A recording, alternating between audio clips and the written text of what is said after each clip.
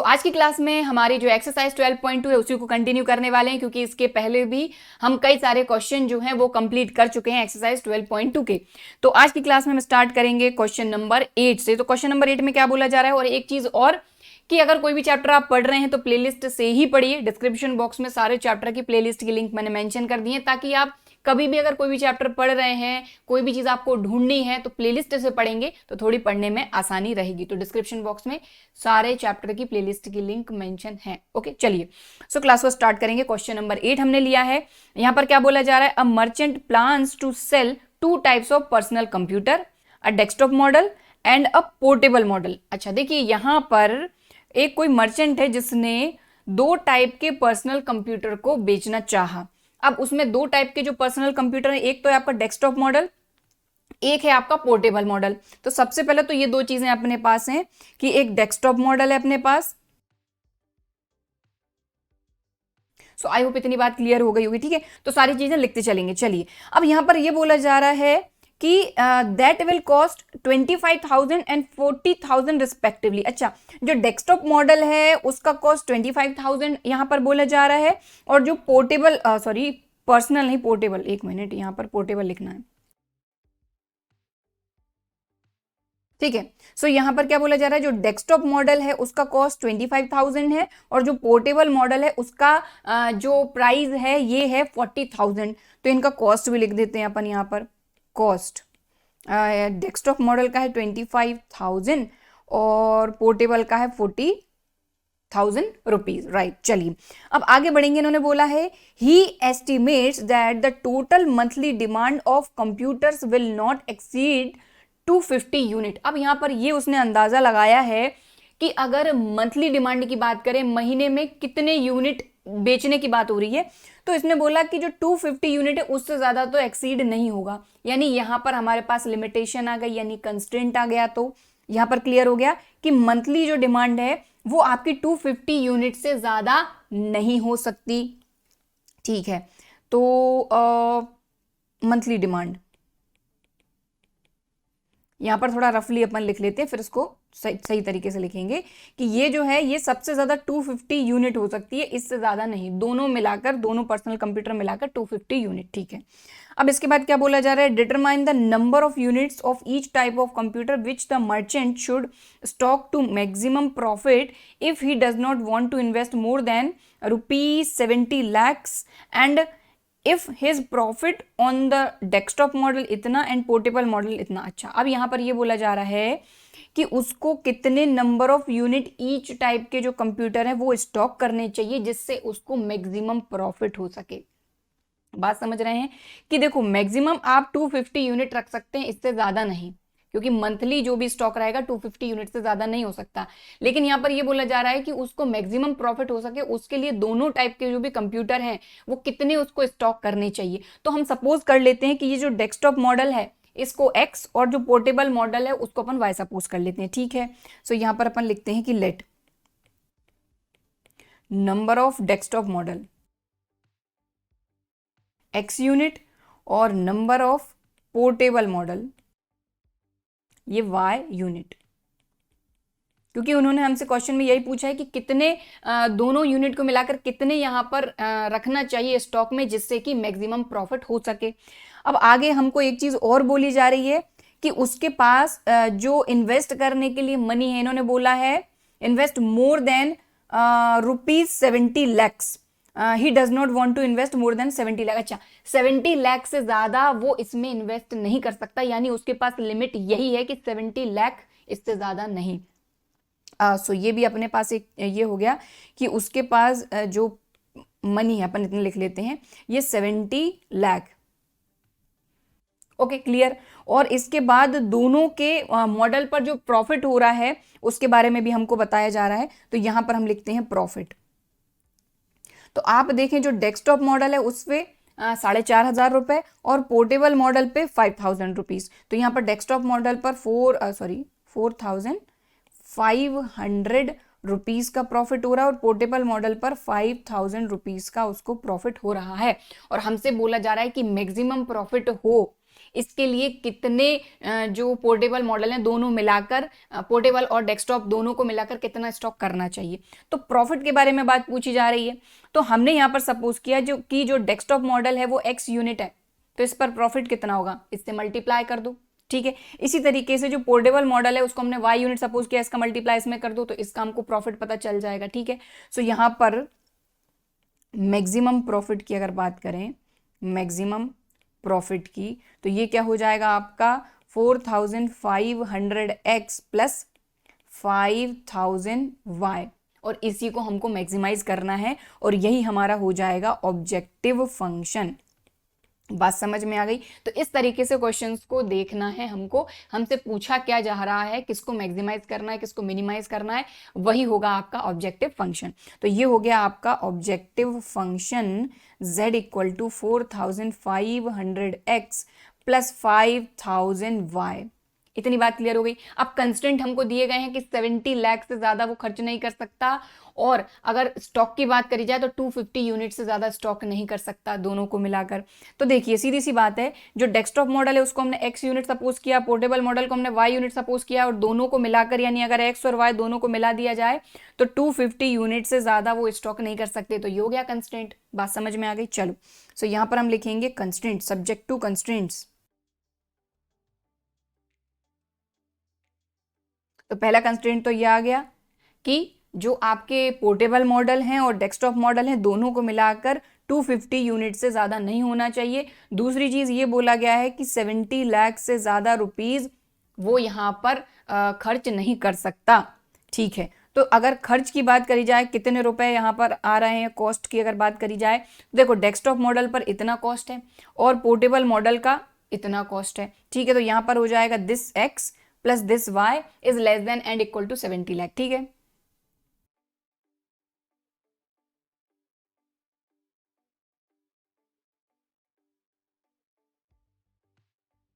लीजिए, तो इस तरीके से ये कंस्टेंट आपके पास आ गया। अब सीधी सी बात है, अब जो भी नंबर ऑफ आपके पोर्टेबल रहेंगे, डेस्कटॉप मॉडल रहेंगे, वो ऑब्वियसली नेगेटिव तो हो नहीं सकते, इसलिए x is greater than and equal to 0, y is greater than and equal to 0, और यहाँ पर देखिए ये आपका फर्स्ट कंस्टेंट हो गया, ये सेकंड हो गया और ये थर्ड कंस्टेंट हो गया।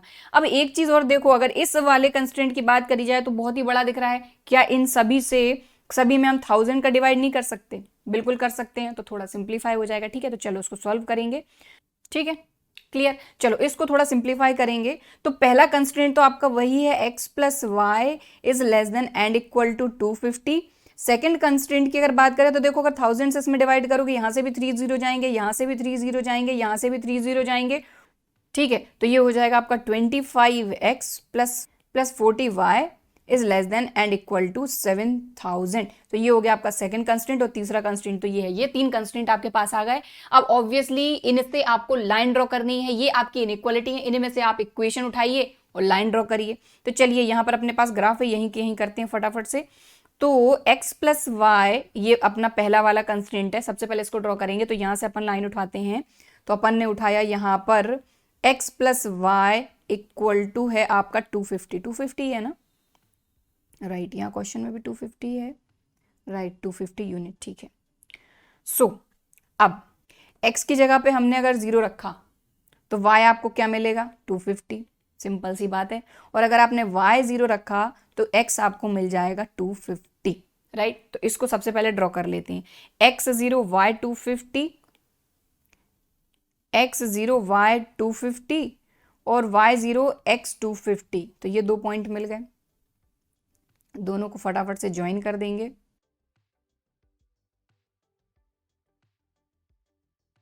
ठीक है, और हमेशा जब भी लाइन ड्रॉ कर रहे हैं तो लाइन की इक्वेशन जरूर लिखनी है।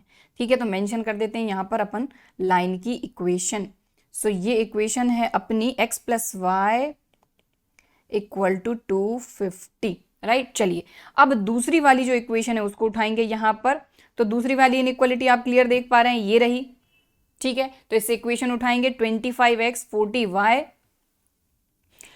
25x plus 40y equal to 7000, right. ठीक है, तो यहाँ पर भी वही x अगर हम 0 रखते हैं तो y हमको क्या मिलेगा, तो आप खुद देख रहे हैं अगर x हमने 0 रखा तो ये पूरा 0, 40 इसके डिवाइड में जाएगा तो यहाँ पर हो जाएगा आपका 7000 अपॉन 40, 0 से 0 गया, यहाँ आ जाएगा 700 अपॉन 4, इसको डिवाइड कर देंगे, 4 1 जार 4, 4 7 जार 28, फिर 2 बचा, 4 5 जार 20, तो ये आ गया आपका 1 मिनट 175। ओके चलो इसको हटाते हैं।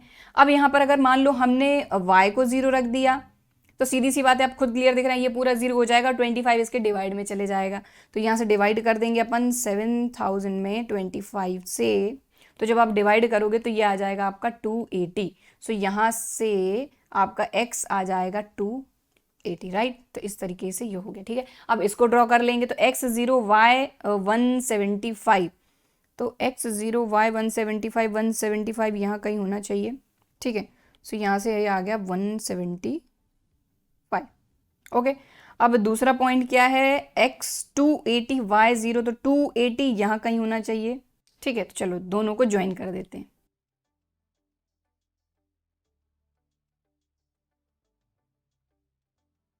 राइट अब लाइन ड्रॉ करी है तो लाइन को जरूर मेंशन करना है, तो लाइन अपनी कौन सी है, यहाँ पर खुद क्लियर देखिए, ये लाइन है अपनी 25x 40y 7000, तो यहाँ पर आ जाएगा कहाँ मेंशन करूँ, चलो यहाँ मेंशन कर देते हैं 25x plus 40y equal to 7000, ये वाली लाइन। ओके ठीक है चलिए, अब सबसे पहले हमको ये देखना है कि भाई जो हमारा फिजिबल रीजन है ये यहाँ है या यहाँ है, तो चेक करने का वही सिंपल तरीका है, ये अपना ओरिजिन है, इस पे चेक करेंगे। तो हमारी इनइक्वालिटी आप देख रहे हैं ये रही और ये रही, यहीं के यहीं फटाफट से चेक कर लेते हैं।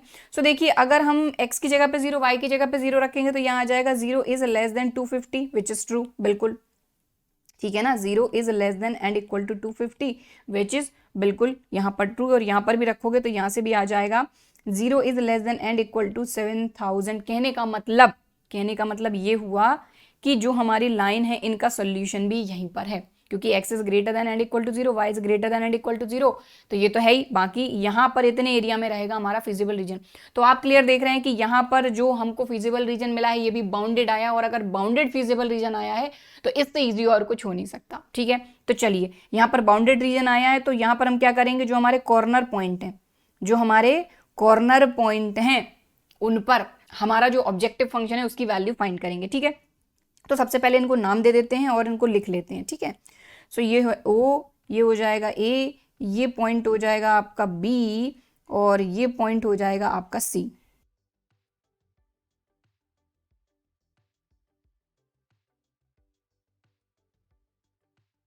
बात समझ में आ गई। सो हमने यहाँ पर क्या किया, ये तो अपना O ओरिजिन है ही, ये पॉइंट की अगर बात करें तो यहाँ पर x 250 है, y 0 है। यहाँ पर अगर बात करें तो देखिए कभी अगर आपको सीधा सीधा पॉइंट नहीं दिख रहा है या समझ में नहीं आ रहा तो आप क्या करिए, आपको क्लियर पता है कि ये दोनों लाइन एक दूसरे को इंटरसेक्ट कर रही हैं, दोनों का इंटरसेक्टिंग पॉइंट है, दोनों इक्वेशन को आप सॉल्व कर लीजिए। भाई दोनों लाइन की इक्वेशन तो है ना अपने पास, दोनों को आप सॉल्व करेंगे तो आपको x और y की वैल्यू मिल जाएंगी, जो कि इनका इंटरसेक्टिंग पॉइंट आपको मिल जाएगा, ठीक है। सो यहाँ पर तो खैर क्लियर दिख रहा है, x की वैल्यू 200, y की वैल्यू 50, तो हमने यहाँ पर लिख लिया। बाकी ये पॉइंट की अगर बात करें तो यहाँ पर खुद क्लियर देखिए, x तो आपका 0 है, y हो जाएगा 175, ठीक है। चलिए सो कॉर्नर पॉइंट मेथड लगाएंगे और जो आपका फीजिबल रीजन है उसको अपन शेड कर देते हैं।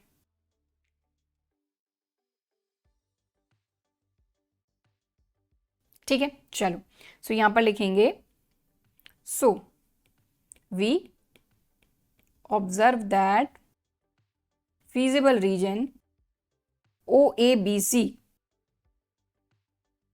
is bounded, बाउंडेड है तो इससे आसान और कुछ नहीं है, bounded. So by corner point method,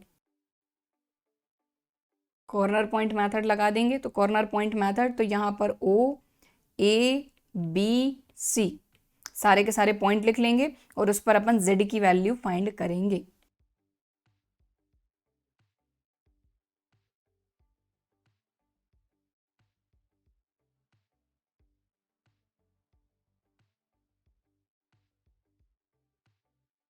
ठीक है, तो कॉर्नर पॉइंट मेथड लगा रहे हैं, सारे के सारे जो कॉर्नर पॉइंट थे उनको हमने लिख लिया, क्लियर आप देख रहे हैं। यहाँ पर आप फिजिबल रीजन क्लियर देख पा रहे हैं, ये हमने शेड किया है, ठीक है। तो इसके कॉर्नर पॉइंट है O, यहाँ पर ये A, ये आपका B और ये आपका C, ठीक है। चलिए तो जहां पर भी मैक्सिमम वैल्यू मिलेगी, जिस भी पॉइंट पर वही हो जाएगा हमारा मैक्सिमम वैल्यू। चलिए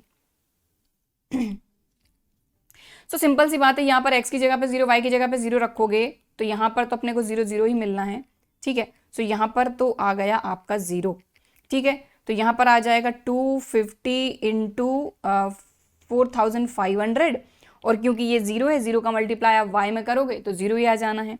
अब इधर की बात करी जाए अगर, तो ये हो जाएगा आपका 4500 इंटू 200 प्लस 5000 इंटू 50, ठीक है। तो ये टोटल हो जाएगा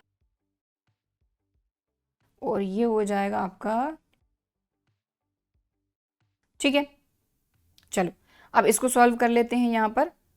तो देखो 0 का x में करेंगे तो 0, तो ये हो जाएगा 5000 इंटू 175।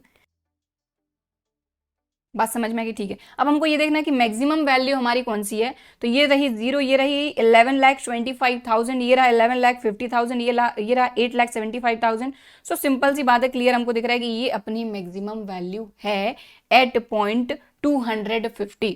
कहने का मतलब क्या है, एक्स अपन ने किसको सपोज किया था, यहाँ पर देखो एक्स अपन ने किसको सपोज किया था, अपना जो डेस्कटॉप मॉडल था वो एक्स था और पोर्टेबल मॉडल वाई। मतलब कि कहने का ये हुआ कि जो डेस्कटॉप मॉडल है वो 200 होना चाहिए और जो पोर्टेबल मॉडल है वो 50 होना चाहिए। उस कंडीशन में आपको मैक्सिमम प्रॉफिट हो सकता है, ठीक है। क्लियर, समझ में आ गई बात। सो यहां लिखेंगे, so maximum profit 11,50,000 rupees when number of desktop x की जगह पे सॉरी क्या आया अभी अपना 200 units and number of portable 50 units. That's it. बात समझ में आ गई। तो ये बड़ा सिंपल सा क्वेश्चन था। अब फिजिबल रीजन बाउंडेड था तो और चीजें आसान हो जाती हैं। बस आपको सिंपली सबसे पहले तो अगर ये टेबल आपने ढंग से बना ली, ये टेबल ढंग से बना ली, टेबल ढंग से बनाने के बाद आपने ये समझ लिया कि हमारे पास कंस्ट्रेंट क्या है। हमको क्लियर बोला गया था कि 70 लाख रुपीज से ज्यादा हम खर्च नहीं कर सकते, तो ये कंस्ट्रेंट है।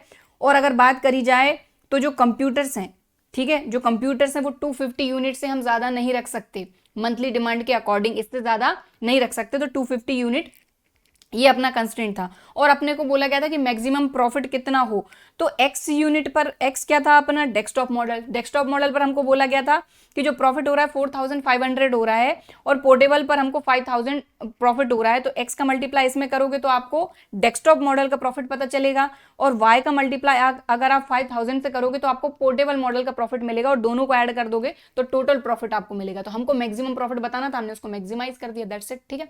तो इस तरीके से क्वेश्चन को करना है और ये हमारा देखिए क्वेश्चन होता है खत्म। अब हम चलेंगे हमारे नेक्स्ट क्वेश्चन पर। तो नेक्स्ट क्वेश्चन को ध्यान से समझना है, ठीक है। देखिए यहां पर क्या बोला जा रहा है, a diet is to contain at least 80 units of vitamin A and 100 units of minerals. अब देखो यहां पर हमको बोला है विटामिन ए के लिए, हमको बोला है एक डाइट है जिसमें 80 यूनिट तो विटामिन ए है कम से कम, और एटलीस्ट एटमोस्ट का मतलब ध्यान से समझना है अपने को। अगर एटलीस्ट एटमोस्ट बोला गया है तो उसको अपने को सबसे पहले तवज्जो देना है कि यहाँ पर एटलीस्ट इसका मतलब क्या है और एटमोस्ट इसका मतलब क्या है। अगर इन्हीं में गलती करी तो कभी भी हमारी जो इनइक्वालिटीज हैं ये बन ही नहीं पाएंगी। मैथमेटिकल जो फॉर्मेशन है ना हमारे लीनियर प्रोग्रामिंग का, ये बन ही नहीं पाएगा। इसलिए एटलीस्ट एटमोस्ट इन चीजों का बहुत ध्यान से अपने को देखना है। चलो सो यहाँ पर जो विटामिन ए है उसका वो क्या बोला है, एटलीस्ट यानी कम से कम 80 यूनिट्स, इससे ज्यादा भी हो सकता है। अभी पिछले क्वेश्चन में क्या था कि 70 लाख से ज्यादा हम रुपए नहीं ले सकते, ये सबसे ज्यादा है, इससे ज्यादा नहीं। लेकिन यहां बोला गया है कि विटामिन ए 80 यूनिट कम से कम, इससे ज्यादा भी हो सकता है। बात समझ में आई। चलो, और विटामिन ए के लिए बोला गया और मिनरल्स के लिए बोला गया 100 यूनिट, ठीक है। दो फूड है हमारे पास, two foods, food F1 and F2 are available. तो थोड़ा सा अंडरलाइन अपन करते चलते हैं कि at least 80 units vitamin A, 100 units mineral. दो फूड है हमारे पास यहाँ पर, फूड F1 F2 अवेलेबल हैं। F1 का कॉस्ट है 4 रुपीज़ पर यूनिट और F2 का कॉस्ट है 6 rupees per unit. 1 unit of food F1 contain 3 unit vitamin A और 4 यूनिट ऑफ मिनरल, ठीक है। अब इन्होंने बोला है कि 1 unit of food F2 contains 6 unit of vitamin A, 3 unit of mineral. Formulate this as a linear programming problem. Find the minimum cost for diet that consists of mixture of these two foods and also meets the minimal nutrition requirement. यहाँ पर ये बोला गया है कि minimum cost पे हमको वो मिनिमम कॉस्ट फाइंड करना है for diet that consist of mixture of these two food. इन दोनों फूड का जो मिक्सचर है उस डाइट पर हमको मिनिमम कॉस्ट फाइंड करना है। मिनिमम कॉस्ट, तो कॉस्ट से अपना बनेगा ऑब्जेक्टिव फंक्शन, ठीक है। चलिए, सो सबसे पहले तो अपन बनाएंगे टेबल अपनी, ठीक है। दो फूड है हमारे पास F1 और F2, दोनों के मिक्सचर की बात हो रही है, ठीक है। तो दोनों को मिक्सचर की बात बाद में करेंगे। पहले यहाँ पर क्या बोला जा रहा है कि डाइट में विटामिन ए भी है और मिनरल्स भी हैं। तो यहाँ पर लिख लेते हैं कि हमारे पास विटामिन ए भी है और यहाँ पर हमको बोला गया है मिनरल्स भी हैं, ठीक है। और क्या बोला गया है कि 1 unit F1 contains 3 unit of vitamin A, 4 unit minerals. अच्छा, और इसके बाद कॉस्ट भी दिया हुआ है, तो कॉस्ट भी यहाँ पर लिख लेते हैं, ठीक है। चलो, अब अपन फटाफट से सारी चीजें लिखते हैं। सबसे पहले हमको ये बोला गया है यहाँ पर कि फूड F1 है, उसका जो कॉस्ट है वो ₹4 पर यूनिट है, ठीक है। F1 का कॉस्ट 4 रुपीज पर यूनिट है, कॉस्ट तो 4 रुपीज पर यूनिट, ठीक है। फूड 1 का कॉस्ट 4 रुपीज पर यूनिट है और F2 का कॉस्ट 6 रुपीज है, ठीक है। तो ये हो जाएगा 6 रुपीज पर यूनिट। कॉस्ट लिख लिया दोनों फूड का, फूड F1 का कॉस्ट लिख लिया, फूड F2 का कॉस्ट लिख लिया। अब फूड F1 में विटामिन ए कितना है और मिनरल कितना है ये लिखेंगे हम। सो 1 unit of food F1 contain 3 unit of vitamin A, 4 unit of mineral.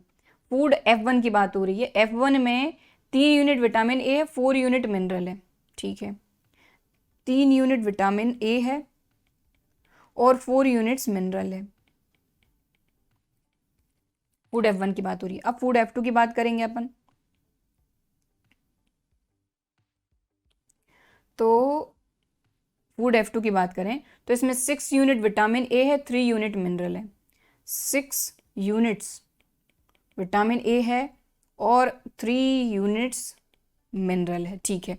और हमको स्टार्टिंग में जो पहली लाइन में बोला गया कि जो डाइट है यानी जो मिक्सचर है फूड F1 और F2 का जो भी मिक्सचर है वो डाइट है, उसमें क्या बोला है एटलीस्ट 80 यूनिट विटामिन ए होना चाहिए और 100 यूनिट मिनरल होना चाहिए। अच्छा, अपने पास 80 यूनिट्स विटामिन ए और 100 यूनिट्स मिनरल होना चाहिए, ठीक है। बात समझ में आ गई। तो डाइट कंटेन्स 80 यूनिट्स। तो कहने का मतलब ये है कि जो डाइट है ये एटलीस्ट 80 यूनिट्स तो विटामिन ए होना ही चाहिए, 100 यूनिट मिनरल्स तो होना ही चाहिए। मतलब ये अपने को फिक्स करके दे दिया, limitation they the vitamin A और मिनरल्स में। तो अपने पास अगर आप देखा जाए तो ये जो चीज है ये लिमिट है कि एटलीस्ट यानी कम से कम इतना तो चाहिए, मतलब ये अपने कंस्टेंट हो गए। और अपने को बोला क्या गया है कि मिनिमम जो कॉस्ट है डाइट का वो बताइए, तो मिनिमम कॉस्ट यहां से मिलेगा। बात समझ में आ गई, मतलब कि ऑब्जेक्टिव फंक्शन यहां से मिलेगा। तो सबसे पहले हम सपोज कर लेते हैं कि जो हमारी डाइट है उसमें फूड F1 कितने यूनिट है, फूड F2 कितने यूनिट है, ठीक है। चलो, सो यहां पर हम सपोज करते हैं कि let diet contains food F1 X units and food F2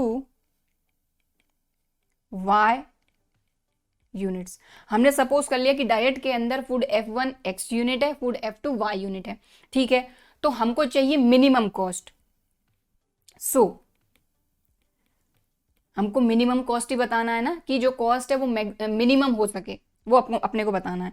तो मिनिमम कॉस्ट क्या हो जाएगा, तो सिंपल सी बात है, देखो जब फूड F1 X यूनिट है और उसका कॉस्ट 4 रुपीज पर यूनिट है तो 4 इंटू एक्स, ठीक है, क्लियर। और फूड F2 वाई यूनिट है, और फूड F2 का जो कॉस्ट है वो 6 रुपीज़ पर यूनिट है, तो 6 इंटू वाई, तो 4x प्लस 6y, इससे हम कॉस्ट मिनिमम फाइंड कर सकते हैं। तो 4x प्लस 6y, और यही है हमारा ऑब्जेक्टिव फंक्शन। तो यहाँ लिखेंगे लेट,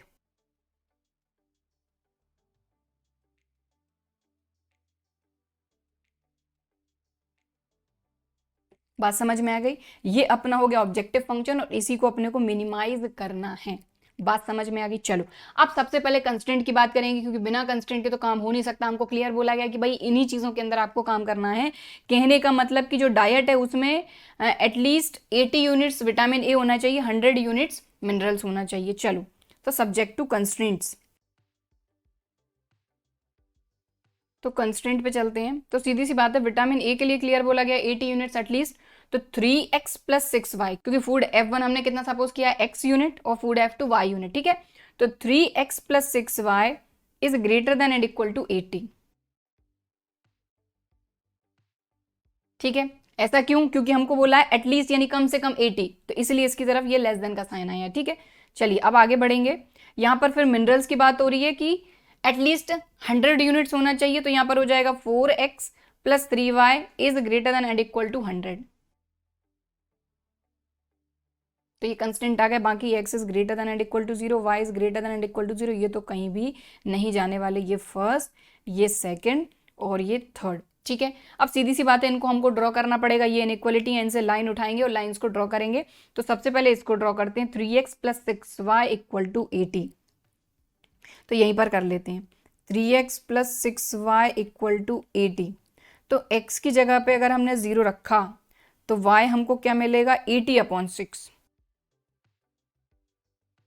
80/6 को सॉल्व करो ज़रा, 80/6, 2 3 जार 6, 2 4 जार 8, तो ये आ गया 40/3, और इसको डिवाइड कर लो आप, 40 को 3 से डिवाइड करो, 3 1 जार 3, ये आया 1, ये 0, 3 3 जार 9, ये 1 आया, डेसिमल लगा, यहाँ 10 आया, 13.3, तो ये हो जाएगा देखो आपका 40/3 यानी कि 13.3, क्योंकि ऑब्वियसली अपन ग्राफ पर इसको ड्रॉ करेंगे तो अपने को एक नंबर चाहिए होगा, डेसिमल नंबर, ठीक है।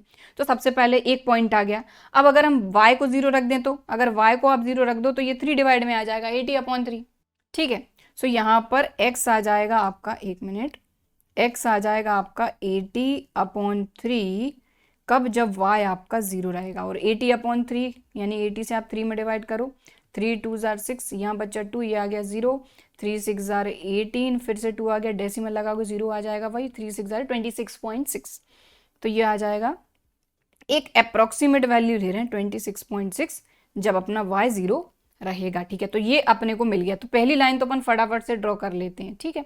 चलो सो देखो 3x plus 6y equal to 80 को अपन ड्रॉ कर रहे हैं। यहाँ पर x 0 y 13.3, x 0 y 13.3, x 0 y 13.3, तो देखो ये 10 और 15 के बीच में कहीं ना कहीं यहाँ होगा, ठीक है। तो ये हमने 13.3 यहाँ पर ये बना लिया, ठीक है।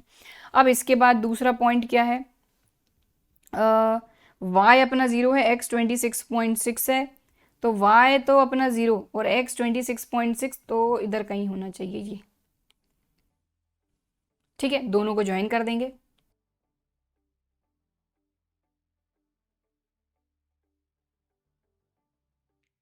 ठीक है, क्लियर। अब लाइन बनाई है तो ऑब्वियसली इक्वेशन को भी मेंशन करना होगा, तो इक्वेशन को मेंशन करेंगे सबसे पहले तो, और पॉइंट को भी मेंशन करना, तो पॉइंट और मेंशन कर देते हैं। पहला अपना क्या था, x 0 y 40/3,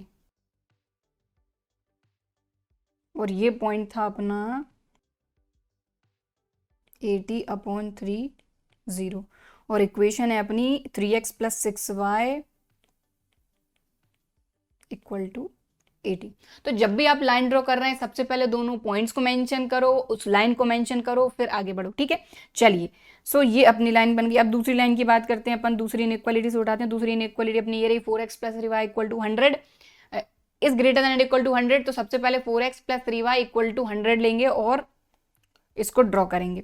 तो अपन ने यहाँ पर उठाया, यहाँ पर ही कर लेते हैं, 4x plus 3y equal to 100। अगर हमने x को 0 लिया, सीधी बात है, x को 0 लोगे पूरा 0, तो ये 100/3 आ जाएगा, विच इज 33.3। सिंपल। अब अगर आप y को 0 ले लो तो सिंपल सी बात है, ये पूरा 0 हो जाएगा, तो ये 100/4 हो जाएगा, तो x हो जाएगा आपका 100/4 विच इज 25। ओके, तो इसको ड्रॉ करते हैं सबसे पहले तो। सो यहाँ पर x0 y 33.3, x0 y 33.3 यहाँ कहीं होना चाहिए, तो इसको मेंशन कर देते हैं 33.3। ठीक है, दूसरा पॉइंट है x25 y0, तो 25 तो खैर क्लियर दिख ही रहा है, तो ये हो गया। दोनों को ज्वाइन कर देंगे फटाफट से।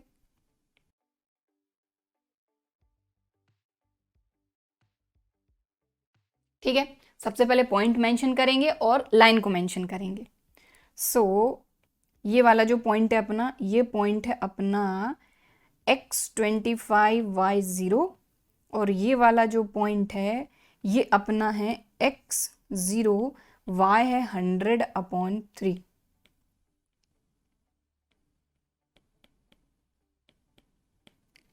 Okay, clear. ठीक है, और लाइन को और मेंशन कर देते हैं। लाइन क्या है अपनी, 4x + 3y = 100, तो यहाँ पर मेंशन कर देंगे 4x + 3y = 100, ये वाली लाइन, और ये वाली लाइन तो ये रही। ठीक है, क्लियर। अब हम ये देखेंगे कि हमारा जो सॉल्यूशन है, फिजिबल रीजन है, ये यहाँ है या यहाँ है, तो चेक करने के लिए अपना ओरिजिन तो है ही। ठीक है, तो ओरिजिन उठाएंगे और अपन जो हमारी ये जो इनइक्वालिटी इनमें रख के देखते हैं, तो यहीं कहीं रख लेते हैं।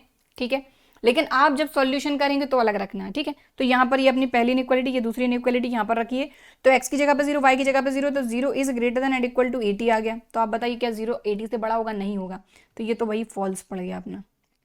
ये भी 0 is greater than and equal to 100 आ गया, ये भी फॉल्स पड़ गया। फॉल्स पड़ गया मतलब ओरिजिन की तरफ इसका सॉल्यूशन नहीं है।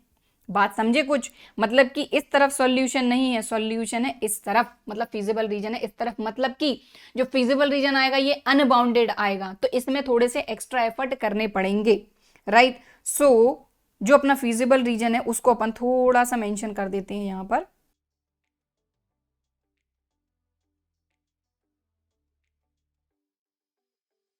ओके, तो ये फिजिबल रीजन है, लेकिन ये दिख रहा है अनबाउंडेड। अनबाउंडेड है, फिर भी कॉर्नर पॉइंट मेथड लगाना है और एक मिनिमम वैल्यू फाइंड करना है, क्योंकि यहां पर हमको ऑब्जेक्टिव फंक्शन को मिनिमाइज करना है, मिनिमम कॉस्ट बताना है। ठीक है, सो यहां पर अपन लिखेंगे कि सिंस जो हमारा फिजिबल रीजन है ये अनबाउंडेड है,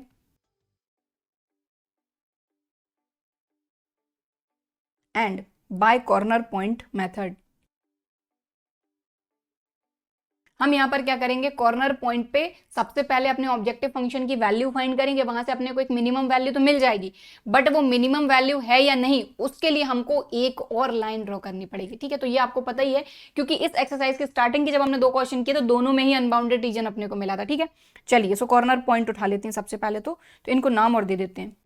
तो देखो ये वाला जो पॉइंट है ये तो अपने को दिख रहा है 80/30, लेकिन ये जो पॉइंट है ध्यान दो, इन दोनों का जो इंटरसेक्टिंग पॉइंट है इसका थोड़ा अंदाजा लगाना दिक्कत वाला काम है।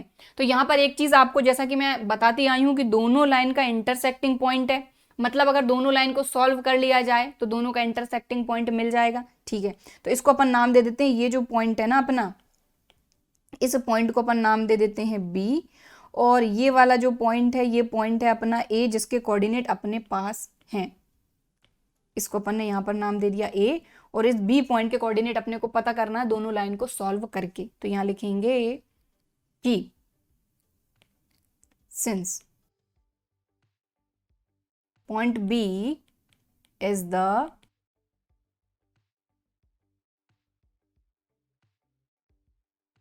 जो पॉइंट बी है ये 2 लाइन का इंटरसेक्टिंग पॉइंट है, जो कि आप यहां पर देख पा रहे हैं, 3x + 6y = 80 और 4x + का 3y = 100।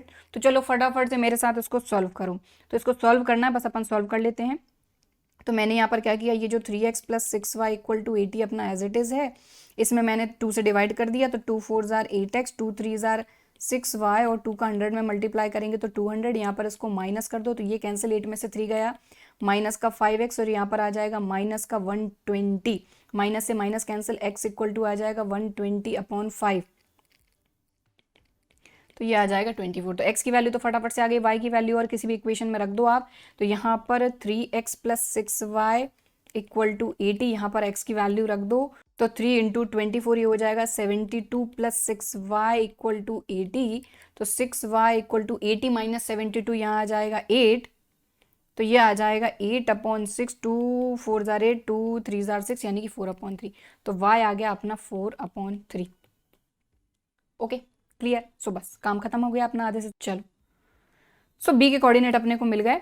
क्या आया है 24 4/3, तो यहाँ पर मेंशन कर देंगे b पॉइंट के कोऑर्डिनेट 24 और 4/3।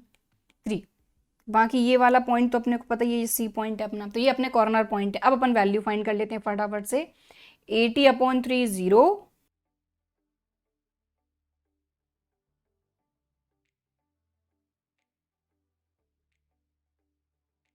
तो चलो हमारा z इक्वल टू क्या था, अपना objective function 4x plus 6y, ठीक है ना, 4x प्लस 6y, इसी की तो मिनिमम वैल्यू फाइंड करना है। सो यहाँ पर अपन ने उठाया 4x प्लस 6y, सो यहाँ पर z इक्वल टू देखो 4 इंटू 80/3, और अगर 6 इंटू वाई तो 0 का मल्टीप्लाई करोगे तो 0 ही हो जाना है। इसको सॉल्व कर लो तो यहाँ पर ये हो जाएगा 320/3, ठीक है, 106 समथिंग आ जाएगा। ठीक है, अब यहाँ पर रखते हैं z equal to 4 into 24 plus 4/3 into 6, तो 3 2 जार 6, ये हो जाएगा अपना 96 प्लस 4 2 जार 8 यानी कि 104। ठीक है, इसको सॉल्व करोगे तो x का मल्टीप्लाई 0 में तो 0, और 6 into z equal to 6 into 100/3, 3 2 जार 6, ये आ गया 200। अब देखो यहाँ पर ध्यान दो, हमको क्या करना है, मिनिमम वैल्यू फाइंड करना है। तो देखो अगर इसकी बात करें तो ये तो 106 समथिंग आएगा, ये 104 है, ये 200 है, सबसे मिनिमम वैल्यू आपको दिख रही है 104 एट 24 4/3 पर, राइट। सो यहाँ पर लिख देते हैं अपन कि जो मिनिमम वैल्यू है एट मिनिमम वैल्यू 104 एट 24 4/3 पर, ठीक है। लेकिन ये मिनिमम वैल्यू है या नहीं, ये अभी हम नहीं कह सकते। इसका रीजन ये है कि ये जो रीजन है अपना फीजिबल रीजन, ये अनबाउंडेड है, ठीक है। तो यहां पर लिखेंगे एंड सिंस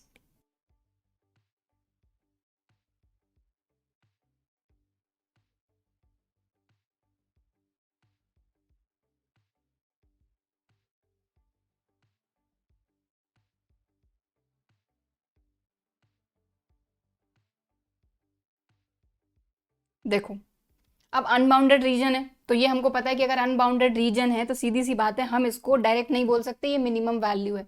इसके लिए हमको एक और लाइन ड्रॉ करनी पड़ेगी, जो कि डॉटेड लाइन बनेगी, ध्यान देना है ना, जो कि एक डॉटेड लाइन बनेगी। अब एक चीज का ध्यान दो कि यहां पर मिनिमम वैल्यू है तो z is less then m, अगर मैक्सिमम का पूछा जाता तो z is greater then m होता। बात समझ में आ गई। तो जो हमारा डिटेल वीडियो था जिसमें हमने कॉन्सेप्ट समझे थे, वहां हमने समझा था। अब z हमारा क्या है, यहाँ पर क्लियर देखो, z हमारा क्या है 4x प्लस 6y। सो यहाँ पर हमको किसको यहाँ पर बनाना पड़ेगा, 4x plus 6y is less then, और जो हमारी मिनिमम वैल्यू अभी हमने फाइंड करी है वो, इसको ड्रॉ करना पड़ेगा। और इसको ड्रॉ करेंगे तो ये डॉटेड लाइन बनेगी, क्योंकि यहाँ पर इनइक्वलिटी में इक्वल नहीं है। लेस देन के साथ अगर इक्वल भी है तो सीधी लाइन बनती है, मतलब इस तरीके से, लेकिन अगर लेस देन अकेला है तो डॉटेड बनेगी, सेम ग्रेटर के लिए। बात समझ में आ गई। चलो सो सबसे पहले इसको हम ड्रॉ करेंगे, और एक चीज और 2 से इसमें डिवाइड कर देते हैं। 2 3 jar 6, sorry 2 2 jar 4, 2 2 jar 4, 2 3 jar 6, 2 5 jar 10, 2 2 jar 4। ठीक है, तो इसको ड्रॉ करेंगे। तो इसको ड्रॉ करने के लिए 2x plus 3y equal to लिया हमने 52। अब लाइन ड्रॉ करनी है तो इक्वल टू तो लेना पड़ेगा। x अगर हमने 0 रखा तो y आ जाएगा आपका 52/3, ठीक है। 3 1 जार 3, 3 7 जार 21, 3 3 जार 9, ठीक है। तो ये आ गया 17.3, पहला पॉइंट। दूसरे पॉइंट की बात करें, अगर हमने y ही 0 रख दिया तो x आ जाएगा 52/2, तो 2 2 जार 4, 2 6 जार 12, 26 आ गया, ठीक है।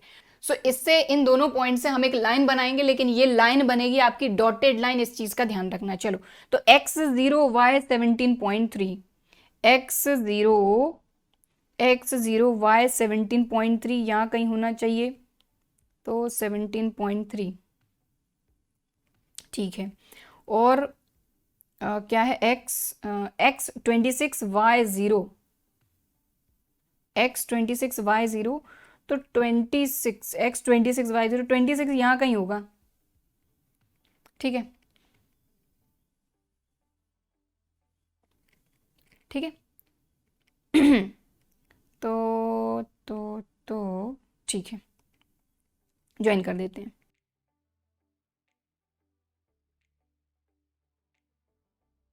अब देखो इस लाइन को मैंने डॉटेड नहीं बनाया है, बट आपको डॉटेड ही बनाना है, ठीक है, ध्यान रखना है इस चीज का।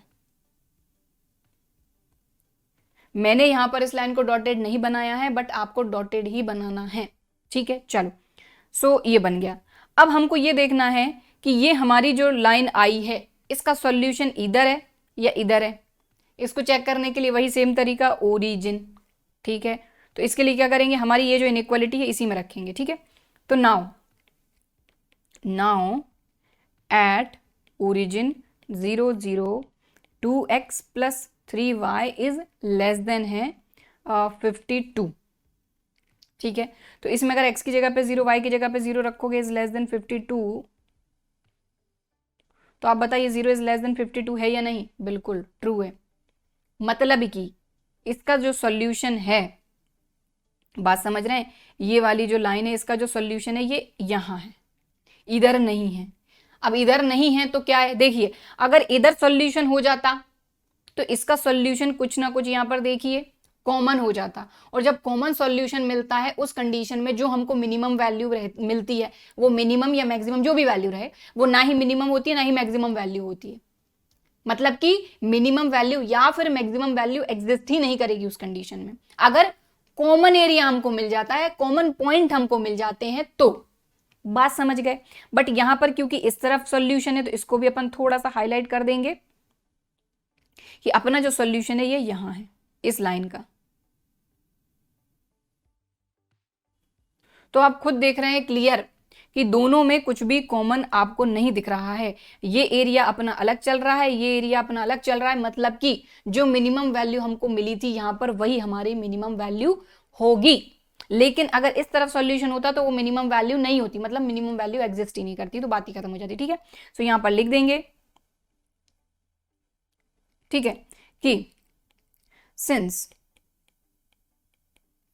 अपना क्या था 4x 6y, 4x plus 6y is less than 104 and feasible region, दोनों में कोई भी कॉमन पॉइंट नहीं, अगर एक पॉइंट भी कॉमन आ गया तब भी बात खत्म, ठीक है। Region has no common point,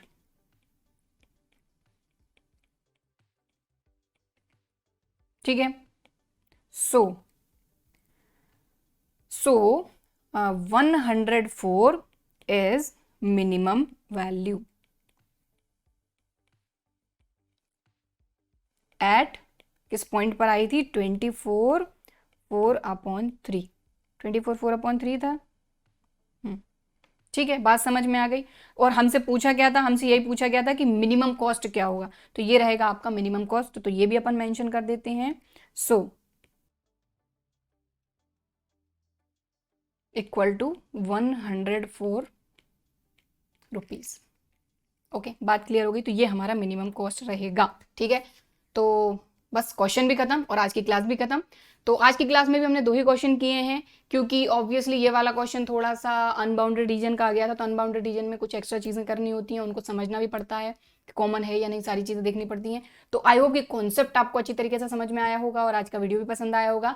video पसंद आया है तो लाइक ज़रूर करना है, शेयर ज़रूर करना है, और अगर अभी तक चैनल को सब्सक्राइब नहीं किया है तो चैनल को सब्सक्राइब ज़रूर करना है। तो चलिए फिर मिलते हैं अगले वीडियो में, तब तक के लिए बाय एंड थैंक यू।